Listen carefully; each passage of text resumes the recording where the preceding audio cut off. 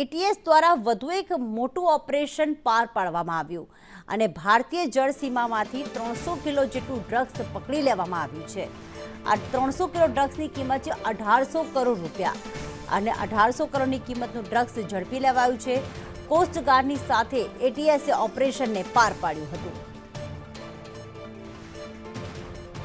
300 kilo drugs છે તે ઝડપી લેવામાં આવ્યું છે। ભારતીય જળસીમામાં મોટી કાર્યવાહી કરવામાં આવી રહી છે। ગુજરાતમાં ડ્રગ્સ ઘુસાડવાનું આજે ઓપરેશન હતું તે પાર પાડવામાં આવ્યું છે। ફરી એક વખત મોતનો સામાન ઝડપાયો છે।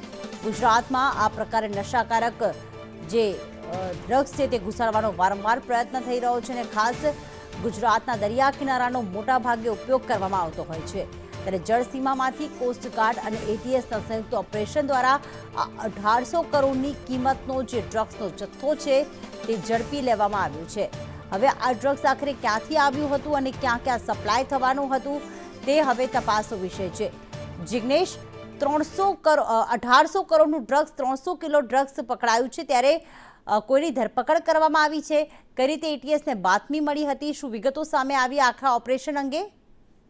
પ્રીતિ, વાત કરવામાં આવે તો 2 દિવસ પહેલા ગુજરાત એટીએસને એક માહિતી મળી હતી કે જે ડ્રગ્સ છે તેનો ડ્રગ્સનો જથ્થો છે તે ગુજરાતના દરિયા સીમામાંથી પસાર થવાનો છે, જેના આધારે ઇન્ડિયન કોસ્ટગાર્ડની ટીમો અને સાથે ગુજરાત એટીએસની ટીમોએ ત્યાં તપાસ શરૂ કરી હતી। કોસ્ટગાર્ડ અને ગુજરાત એટીએસની ટીમોએ 12 અને 13 તારીખની મિડ નાઇટમાં એટલે કે આગની રાતની અંદર આખું ઓપરેશન છે તે પાર પાડ્યું હતું અને તેમાં 1800 કરોડની જે કિંમતનું 300 કિલો જે નાર્કોટિક્સ છે તે જપ્ત કરવામાં આવ્યું છે। જોકે હજી સુધી સત્તાવાર એટીએસ અથવા તો કોસ્ટગાર્ડ દ્વારા કોઈની ધરપકડ કરવામાં આવી હોય તેવી માહિતી જાહેર નથી કરી, પરંતુ જે ડ્રગ્સ છે તે પાડોશી રાજ્ય પાડોશી દેશ જે પાકિસ્તાન છે તેના બંદરગાહ એટલે કે ત્યાંના પોર્ટ ઉપરથી નીકળી અને ભારતના દક્ષિણ જે છેડા છે ત્યાં જવાનું હતું અને ત્યાંથી દક્ષિણ ભારતમાં ડ્રગ્સ પહોંચવાની માહિતી છે તે મળી હતી અને તેના જ આધારે આ ઓપરેશન કરવામાં આવ્યું છે। આભાર જિગ્નેશ તમામ વિગતો માટે।